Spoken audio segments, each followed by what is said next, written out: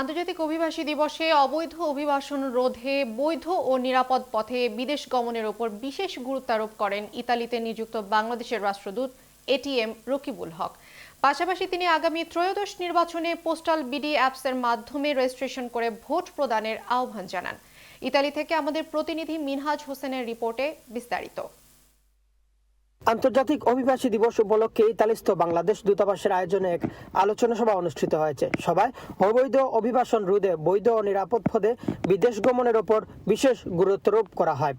দূতাবাস মিলনায়তনে আয়োজিত অনুষ্ঠানে উপস্থিত ছিলেন দূতাবাসের রাষ্ট্রদূত এটিএম রকিবুল হক সহ ঊর্ধ্বতন কর্মকর্তা ও বিভিন্ন কমিউনিটির সংগঠনের প্রতিনিধিরা।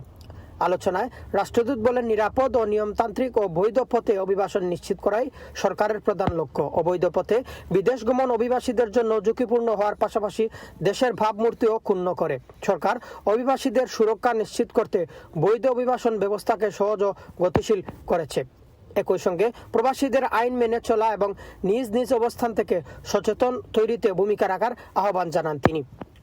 অনুষ্ঠানে অভিবাসীদের কল্যাণে সরকারের বিভিন্ন উদ্যোগ নিয়ে প্রশ্নোত্তর পর্বে ইতালির বিভিন্ন প্রদেশ থেকে আগত প্রবাসীরা বৈধ অভিবাসন বিষয়ে নিজেদের অভিজ্ঞতা ও মতামত তুলে ধরেন। পরে প্রবাসীদের ভোটাধিকার নিশ্চিত করতে পোস্টাল বিডি অ্যাপসের মাধ্যমে কিভাবে ভোট প্রদান করবেন এ নিয়ে তথ্যবহুল ভিডিও প্রদর্শন করা হয়। অনুষ্ঠান শেষে অবৈধ অভিবাসন রোধ এবং বৈধ পথে অভিবাসন বৃদ্ধিতে সরকার, দূতাবাস ও প্রবাসীদের সম্মিলিত উদ্যোগের আহ্বান জানানো হয়। ইতালি থেকে Minhaj Hossain, channel S news.